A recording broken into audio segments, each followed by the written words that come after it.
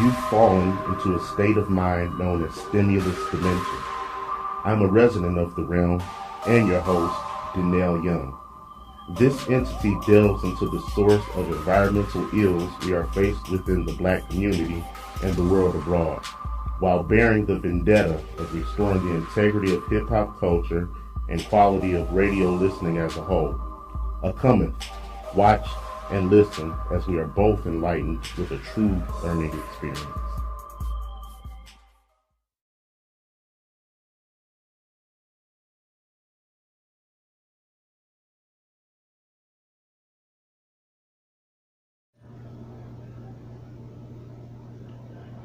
Hello, ladies and gentlemen.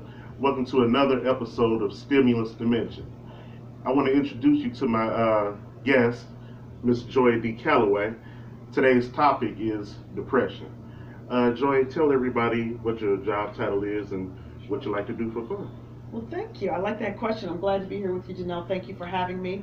I am a professional speaker, a corporate trainer, and a problem solver. I do consulting and speaking on a number of different topics around leadership and management, and as you know, emotional and mental wellness and mental illness. So I'm very excited to talk about depression today.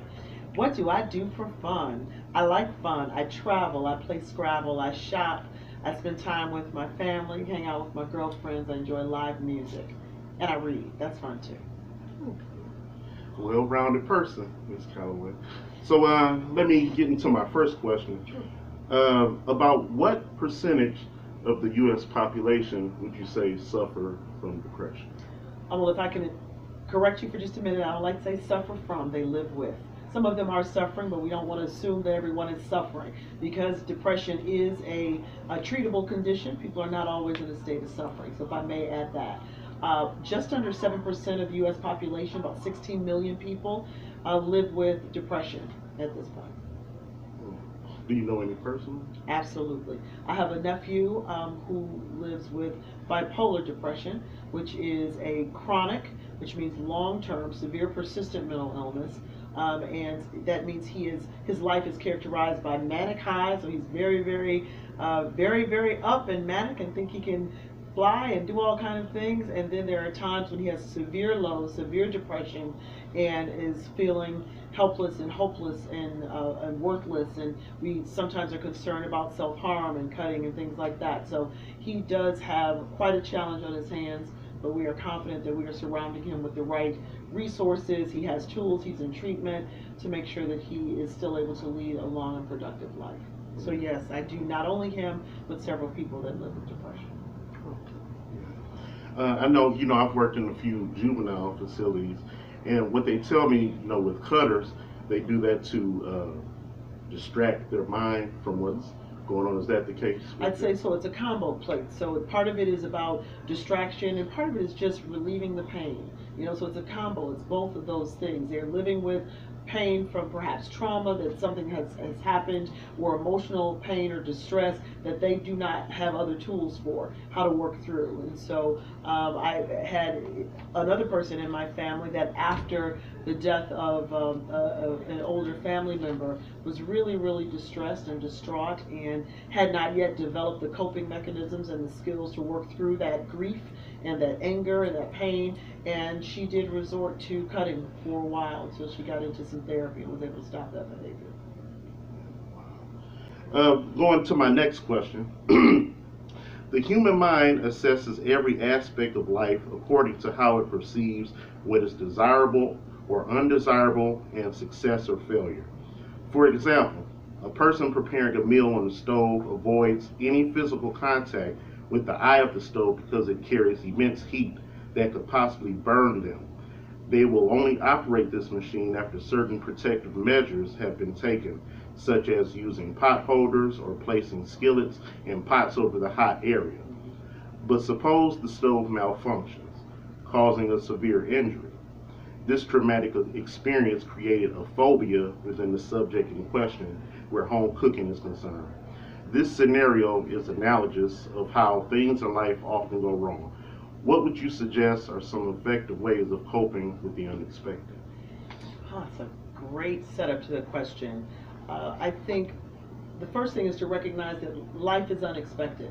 There's always, you can never plan for every situation that's going to happen in life. And so understanding that we are not in control of most of what life brings to us is the first step, is recognizing I am not in control. I think the second step is acknowledging those things over which I do have control, and then controlling them to the best of my ability, using my God-given skills and talents, using my background, my expertise, my education to control those things and to, dare I say, manipulate those things in a way that makes sense for me and for my life. I think then the third thing is to create a community around you as part of your coping skills toolkit. And so when things unexpected happen, there should be someone or some group of somebodies to whom you can turn and share your feelings about that, people who can talk you through that situation and remind you, we don't control the universe. Remind you, there are things that you can control, and let's focus on those, and to remind you that they're there and they're available to support you and to talk with you and to work you through that moment in time. Yeah, I know a good friend of mine always told me a traveling rock gathers no moss. I just told him, man, I'm like an avalanche. You keep moving. You keep moving. But I'm gathering plenty of moss, but I'm like an avalanche. That's right. Yeah. Okay, going on to my next question. We all somewhat know what the clinical definition of depression is. What's your personal outlook or definition of what depression is? So I remind you and remind your viewers and your audience that I am a mental health advocate. I'm a layperson. I'm not a clinician and not a therapist. I've spent 25 years in healthcare administration and nonprofit executive leadership. And my most recent professional experience before branching out on my own was with a community mental health agency. So that is where that mental health advocacy comes from. So I want to put that out there. So don't start asking me questions about medication. Can't talk about that. We can't get that deep Tylenol. into Can't it. get that deep. But what I can say that depression is an intense feeling of sadness, coupled with helplessness, worthlessness, hopelessness, and surely life and life's ups and downs hit all of us. And sometimes we are all in a sad or depressed mood, and that's normal and that's okay. What happens is when that feeling becomes intense, it becomes overwhelming. It overwhelms us to the extent that we cannot move about our daily lives. We can't manage and maintain our relationships, be they personal or work, professional, educational. We tend to, when we're in this intense feeling of overwhelming sadness, we become listless, maybe be sleeping too much, eating too much, not enough. When our regular life changes because of the overwhelm, it's time to reach out and ask for help. Usually the timeline we give people is about 3 weeks, because I know I've been in a funk for 2 weeks. I'll give you that. Because of life situations, because as old people say, the vicissitudes of life, things happen. After about 2.5 weeks, 3 weeks, and you can't seem to come back to yourself, that resiliency muscle is weak and you're not able to come back, I encourage people to seek out professional support because depression is one of the most treatable mental illnesses, mental conditions, and yet less than a third of the people that are diagnosed clinically depressed seek out treatment, and we've got to do something about that. All right, we're going to take a break. We're going to go into a song by Jimi Hendrix entitled Manic Depression.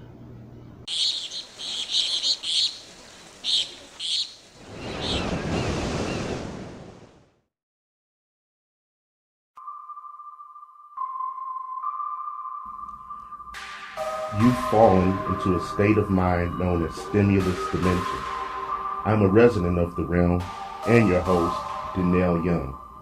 This entity delves into the source of environmental ills we are faced within the Black community and the world abroad, while bearing the vendetta of restoring the integrity of hip-hop culture and quality of radio listening as a whole. Cometh, watch, and listen as we are both enlightened with a true learning experience.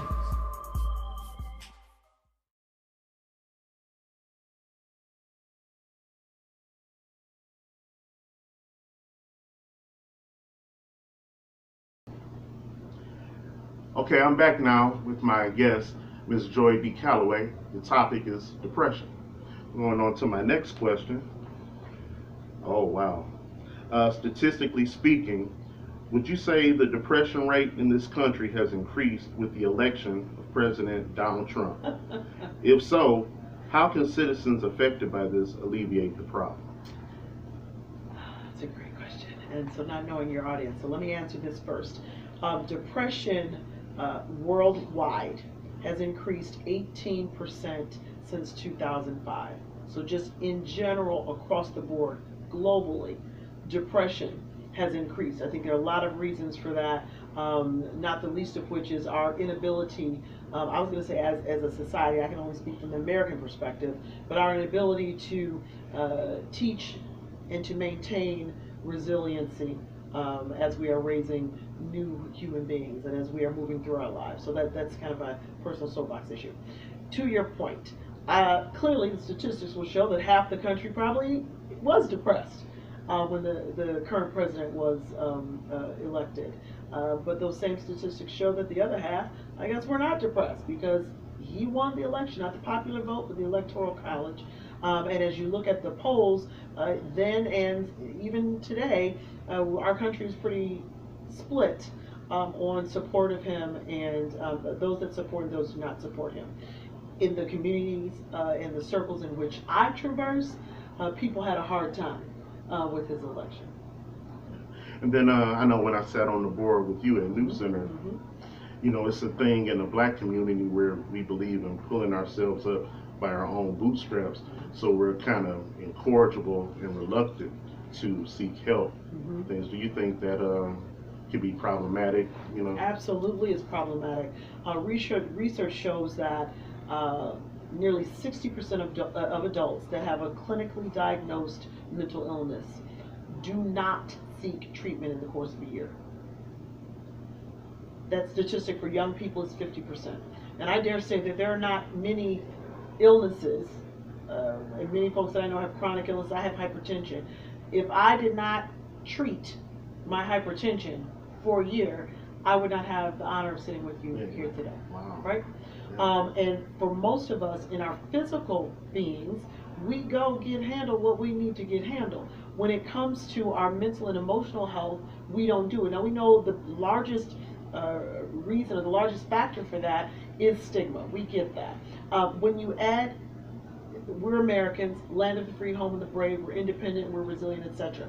You add on that people in ethnic communities, black community, Hispanic community, Asian community, black and brown folks seek treatment at half the rate of our white counterparts. Asians at a third of the rate. And so we know that in ethnic communities there is an additional level of stigma, even though in some cases we may have more protective factors because of our sense of community, the African American community, our sense of community, our sense of handling things in a group and working together amongst ourselves. Even though we have some of those protective factors, when things get beyond our level of expertise and control, we don't go outside. And again, in our community, for many years, we were told you don't take business outside this house, right? Going to talk to a therapist or a psychiatrist is taking business outside the house. Add to that the consideration that the vast majority of behavioral health workers, therapists, and psychiatrists don't look like us. So you're going to break the rule, the cultural norm of don't go outside this house with our business, and you're going to go to a person that doesn't look like us on top of it. So you're going to tell them what's happening in here. So that's a double layer of stigma. Comfort level. Absolutely. And so what I'm saying is, to your point, yes, that is damaging. If you think about the rate of suicide in the black community today, compared to what it was 10, 15, 20 years ago, it has increased exponentially. Right? We know that that suicide is the second leading cause of death in young people 15 to 24. We know it is the fourth leading cause of death across the board, right? And there's a whole bunch of other stuff the ninth leading cause of death across the board with adults. We also know that 90% of suicides have at its base undiagnosed mental illness or untreated mental illness. So if we were to diagnose and treat that mental illness, there's a good chance that those people who completed suicide would not have done that because they would have been in treatment and would have understood what was going on. The other thing I'll say to answer that question or to amplify that is that we have to get more people that look like us, look like the community, into health behavior and mental health treatment programs, so that when I do need to see a psychiatrist, when I do need to see a psychologist, a therapist, if I choose, and many of us do, to pick someone who looks like me, who understands my history, my tradition, my culture, my norms, my experience, then there's somebody available to me. I tell people when I go to a therapist, I am as you know, I'm a woman of faith, I'm a church girl, and I go to my therapist. I have a t-shirt that says I talk to Jesus and my therapist, because the two don't cancel out one another. And in the faith community, we have to do a better job making sure people understand that I can both be a woman of faith and be properly aligned with the Creator, and go see somebody to talk about my stress, anxiety, depression, bipolar disorder, schizophrenia, whatever my issues are. So there are a lot of different things that keep communities of color from seeking treatment, and all of them are foolishness, and we got to work through it all. Long answer to a short question, but that's something I feel very, very passionate about. There was a time in my life when I needed to see a therapist, and I didn't. I wouldn't go. And when I finally did go, I went kicking and screaming. Sat there across my legs, and I made sure it was a black woman, because I want you to understand me fully. But I went there kicking and screaming across my legs, and like, let's go, come on, can I just stay here all day instead of this little 45-minute thing? Just fix me and let me go. You need to put it all out on the table. Exactly. But that's not the process. And so I had to learn over time to sublimate myself to the process. There's a process in therapy and in psychiatry. And once you get past that stigma of going, you have to understand there is a process. And you got to follow that process to get your healing. Because if I tell you there's certain things that you have to do, a process you have to follow to get your broken arm fixed, you're doggone sure going to do that. Right? You're not going to fight the process. You're going to do what's necessary. When it comes to mental and emotional health, we tend to fight the process. And that also has to do with stigma. I got too passionate. Go ahead and ask me a question. Well, that's a good, thorough I'm answer. Just saying. Thank you. Thank you. Let's see here. Okay. In the movie Star Wars, the character Obi-Wan Kenobi applies a mind control technique called a Jedi mind trick upon someone in order to deceive them as to what his true motive was. Kenobi simply told the person what they would not do, and they followed suit. Such psychology is used between human beings.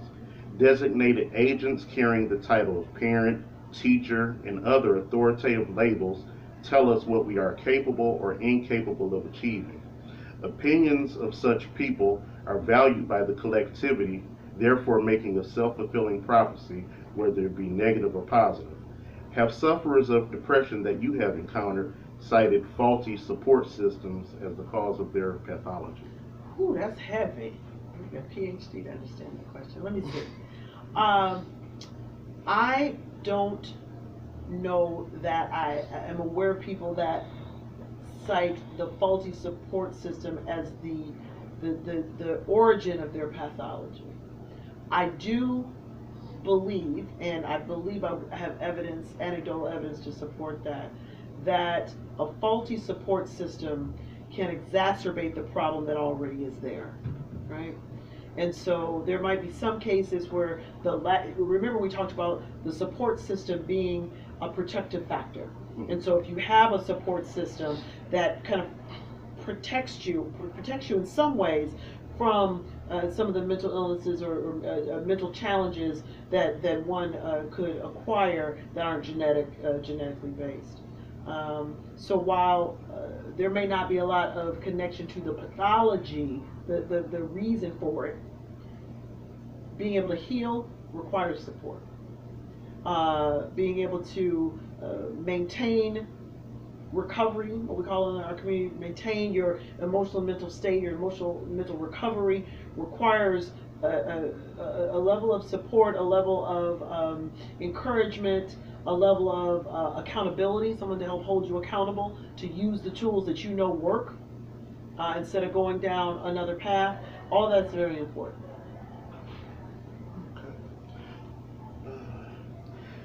My next question.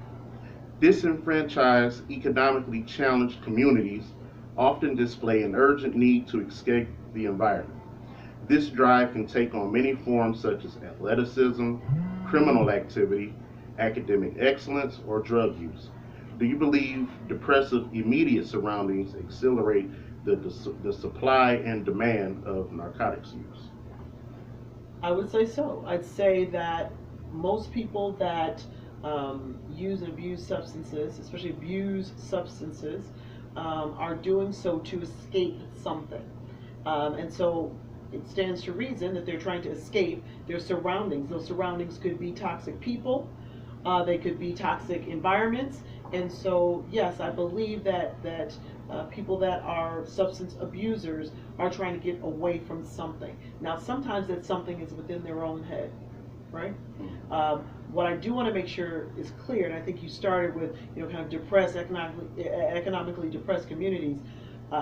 Substance use, especially the opioid epidemic, is all over the place. So I don't want us to connect economically disenfranchised people with connect them with narcotics just because the reason we're focusing so much on opioid use and abuse today is because it's impacting communities that are not socioeconomically disenfranchised.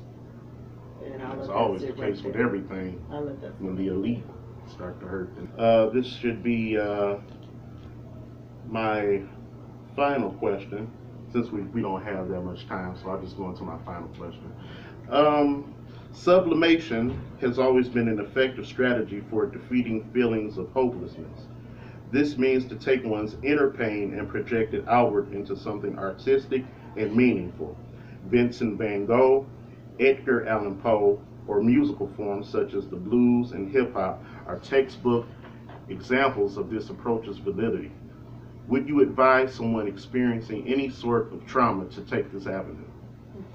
I'll answer that in two ways quickly because of our time. One is, yes, I would advise someone who is in a therapeutic process, someone who is receiving support for their condition, to absolutely take advantage of art therapy, music therapy, those type of things. So yes, I would. The other side of that answer is that oftentimes our best artists, our best entertainers are people who live or have lived with mental illness. And it is amazing how many people in the entertainment community and the art community have come forward and say, I live with this issue. And so there is research that is being conducted now that's seeing what is the connection, what is happening in the brain that connects this chemical imbalance that produces mental illness. There's something that also is connected to artistic excellence. And so there's something, there definitely is a need for some more research in that area. Well, I guess I have a little time to ask one more question. All right, I'll answer quickly. Okay. Oh, well, yeah, we were talking about the Skeleton Dance song earlier. What I wanted to point out was that this popular song fails to mention that the mind is the nucleus or foundation that controls the entire body and all its components. It's very imperative that one is mentally fit before considering physical fitness. How would you advise someone in training their mind to become impervious to worldly pitfalls? Quick answer, I think we will never be impervious to worldly pitfalls. We're always going to fall somewhere and across an entire lifespan. The key is to get back up. And then I would suggest that people spend time in prayer, meditation, mindfulness, yoga, those things that quiet the mind and focus the mind. Whatever faith, persuasion you may be or not, those things absolutely help to focus and strengthen the mind. Well, there you have it. That's our take on depression. I'm DENNELL Young. This is Joy B. Calloway. Thanks for tuning into another episode of Stimulus Dimension.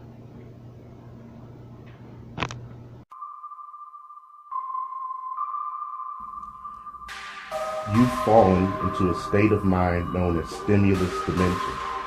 I'm a resident of the realm and your host, DENNELL Young.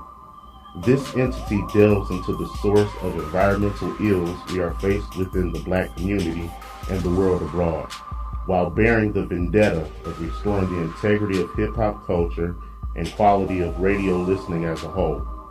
Cometh, watch, and listen as we are both enlightened with a true learning experience.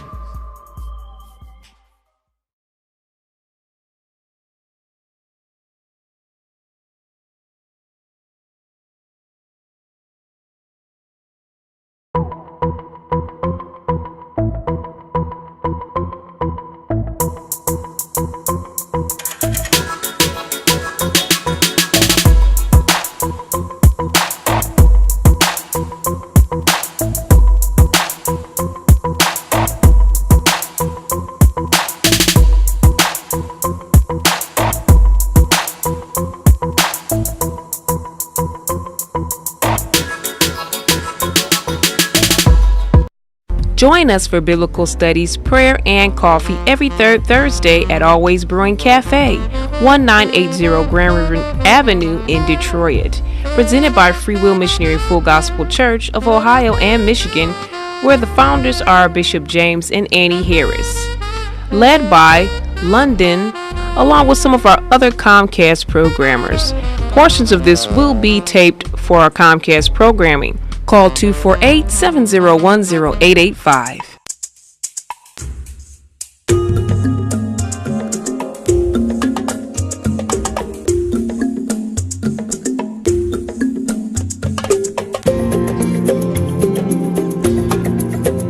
Join us for biblical studies, prayer, and coffee every third Thursday at Always Brewing Cafe, 1980 Grand River Avenue in Detroit. Presented by Free Will Missionary Full Gospel Church of Ohio and Michigan, where the founders are Bishop James and Annie Harris. Led by London, along with some of our other Comcast programmers. Portions of this will be taped for our Comcast programming. Call 248-701-0885. London's Enterprise presents Christian TV Celebrities. TV and YouTube celebrities meet and event. If you'd like to be a part or be spotlighted at this event, call 248-701-0885 or 419-245-4979.